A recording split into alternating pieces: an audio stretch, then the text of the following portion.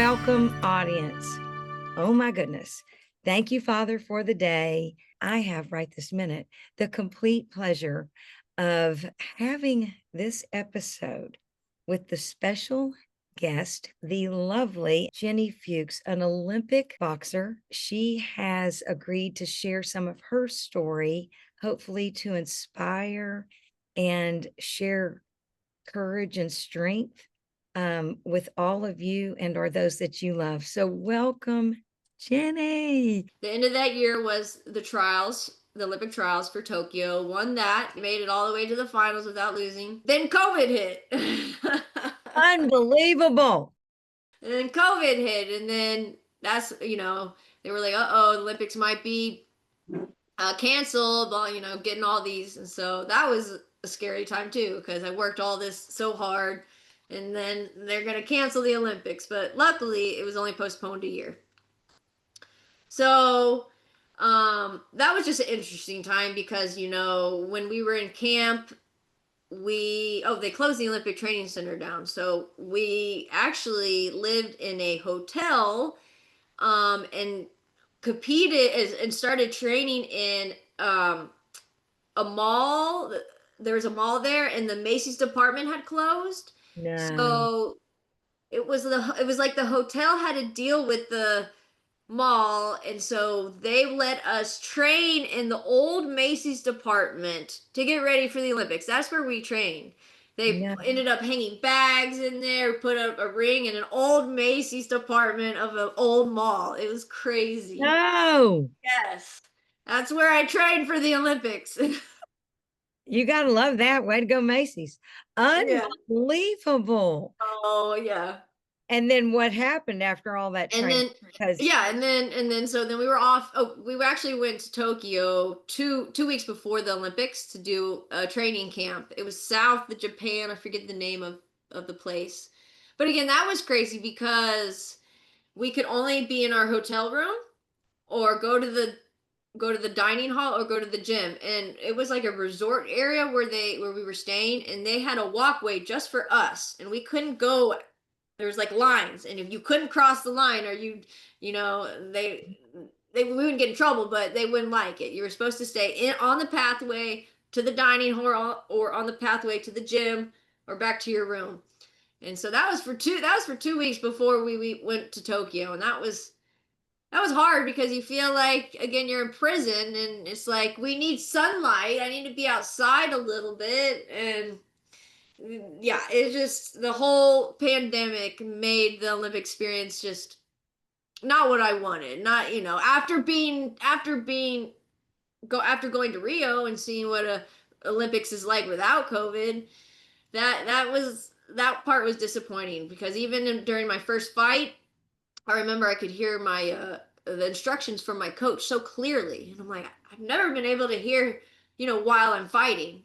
I was like, I've never been able to hear him so clearly. After the fight, I won my first fight. They raised my hand. I was like, oh, that's why, because there's nobody in the arena. It's completely empty.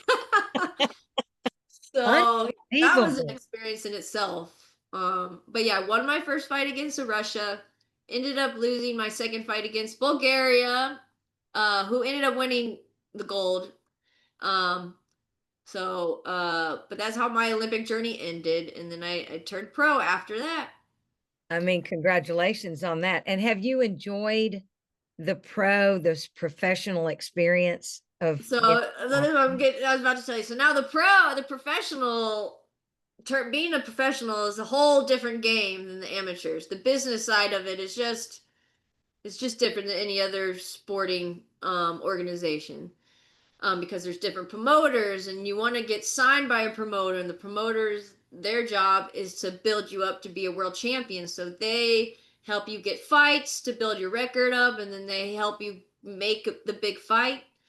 Again, females still, when I turned pro, weren't recognized like the men are. The pay definitely wasn't even close. I wouldn't even say a quarter to what the guys make.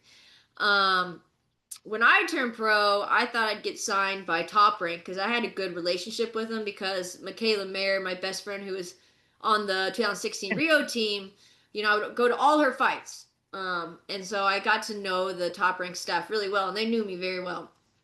And in fact, my pro debut was a top ranked card because Michaela was the main event and she helped me get on that card. And I was like, okay, cool. I'm gonna show that, I'm gonna dominate this first fight and hopefully I'll get signed.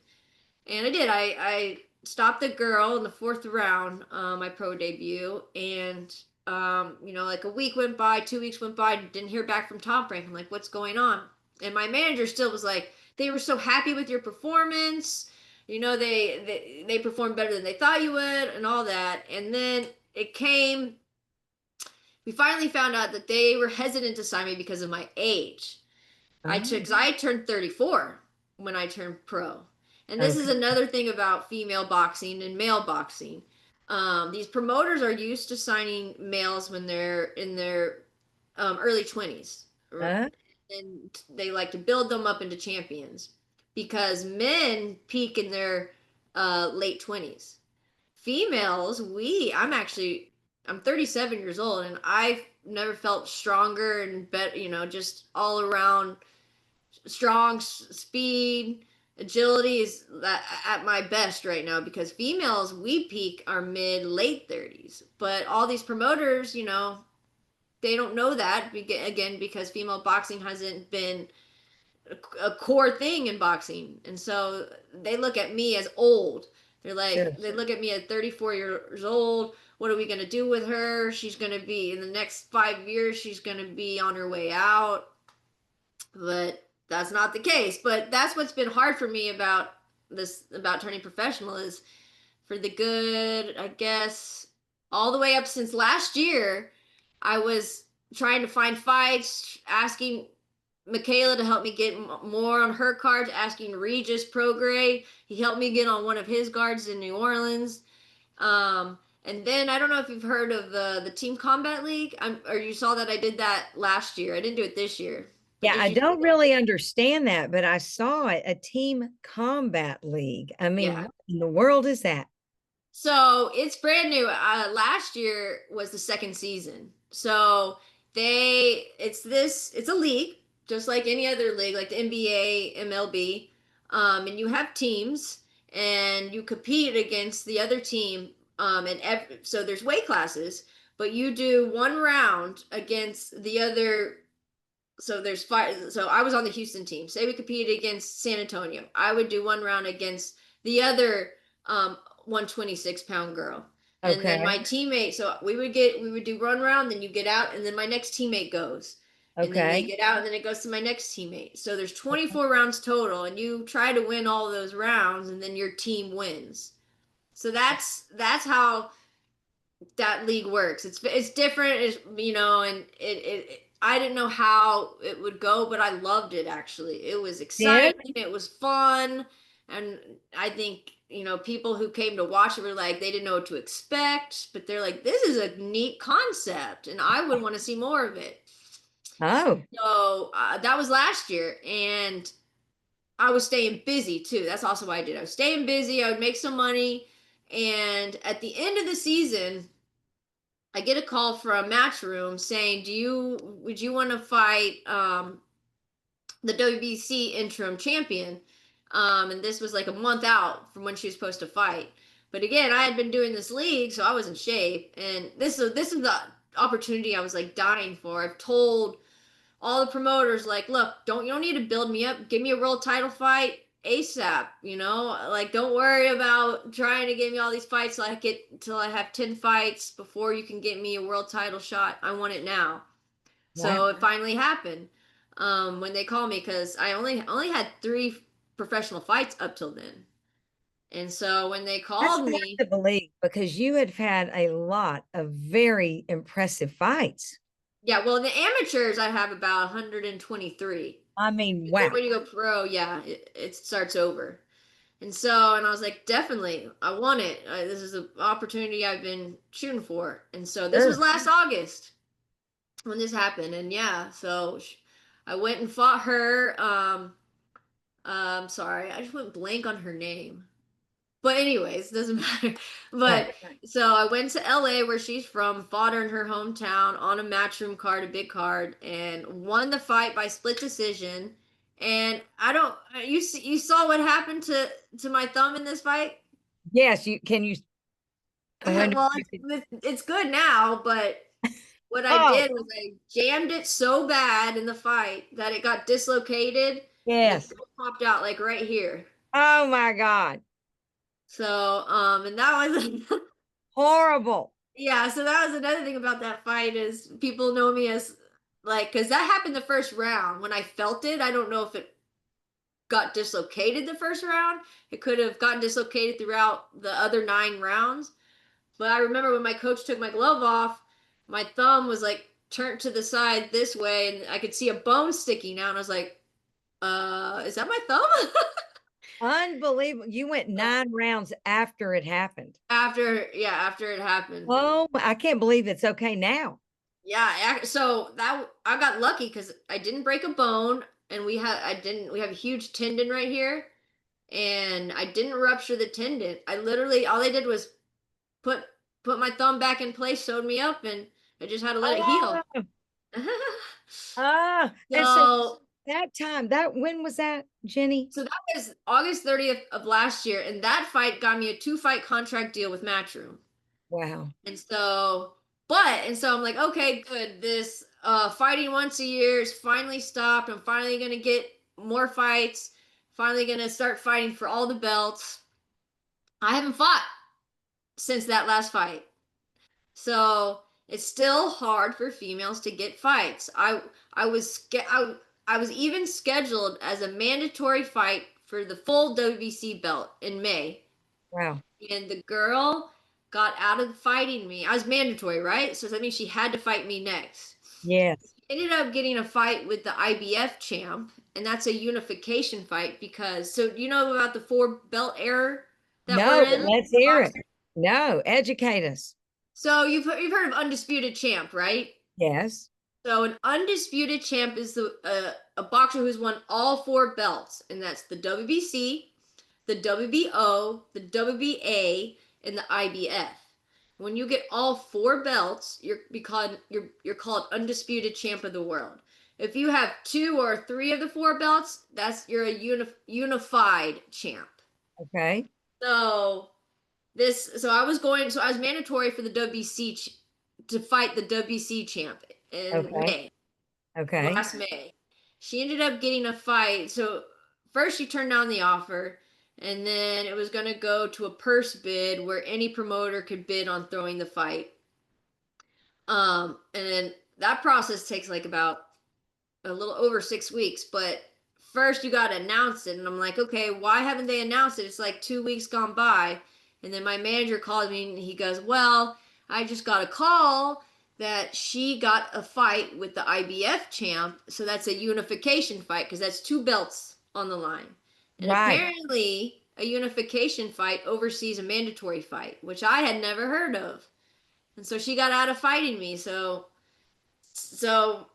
since May, I've been kind of just like, all right, who can I get a fight with? Matchroom's trying to get me a fight with the WBA champ, but she just got signed by Jake Paul, and I don't They're know if you've seen what scared. Jake. Yeah, people are scared. They're I tried to get a scared. fight with the IBO champ. She said no, thank you. I mean, So not easy. unbelievable. This professional game is not easy, especially for women, obviously, but it's hard to get a fight, even when you're an Olympian and have a great record. And, I have a world title in my 4th fight. So it's Unbelievable. hard. First of all, I want to thank you for sharing this amazing story, just from the bottom of my heart, because there's so many pieces.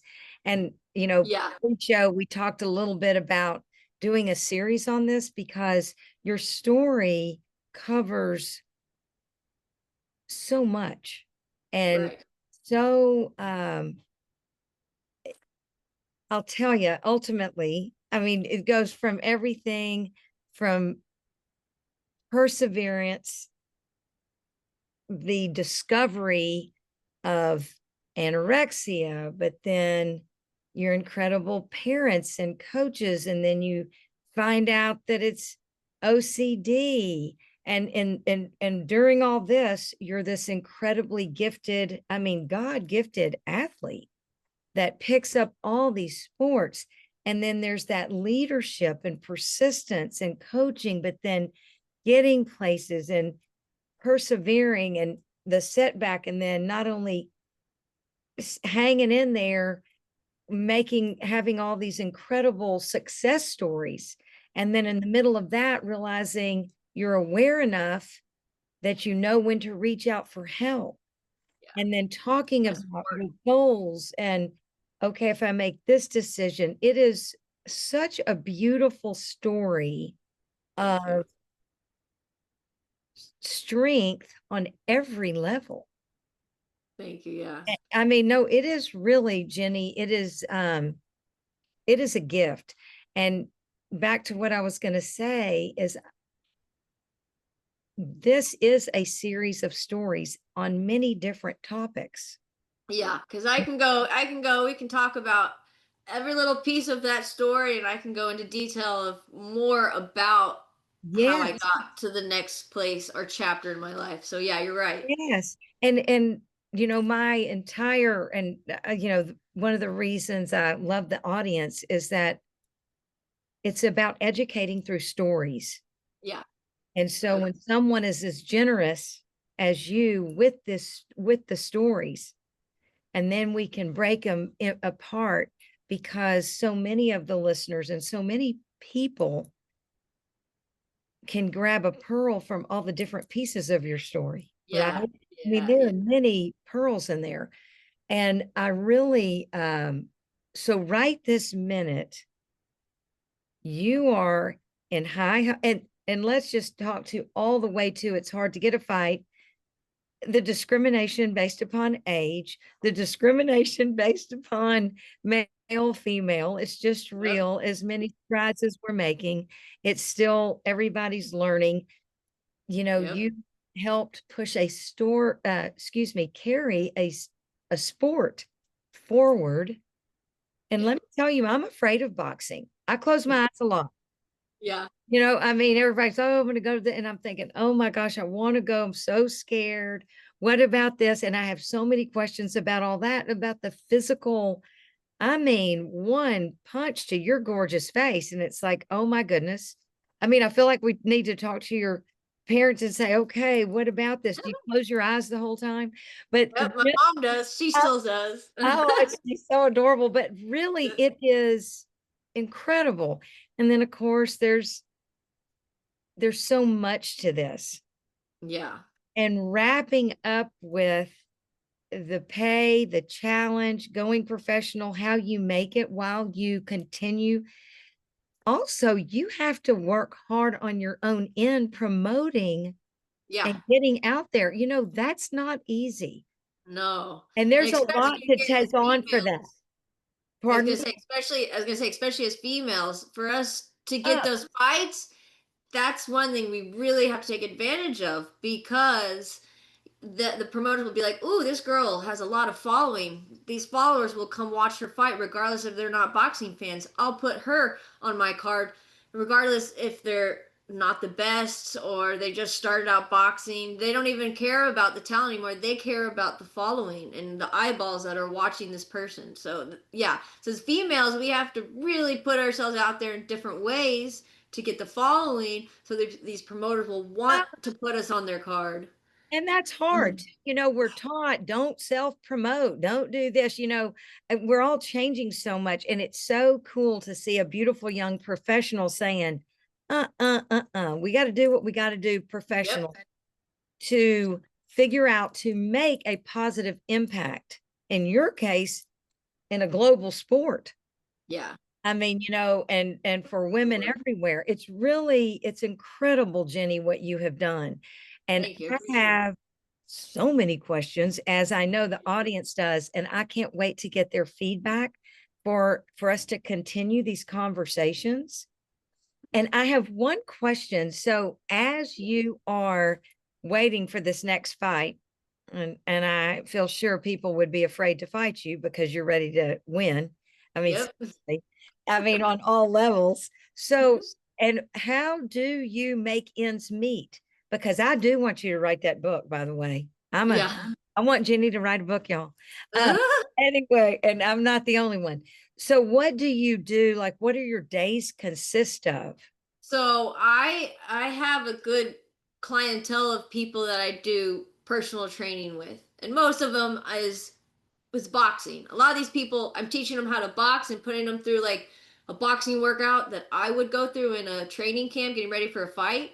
Yes. Um, they don't necessarily want to fight, but they want to do a workout like I would do to get in shape. And so Yes. those are the kind of clients I have. And again, you know, I can have times when I'm training people a lot, then, you know, then it's like it's slow a lot. So it's not consistent. That's why I'm like, I need to get a fight. I need to get a fight. And I've actually struggled with this recently because I thought I was going to fight in May and I haven't. I haven't got a paycheck from my fight in a year.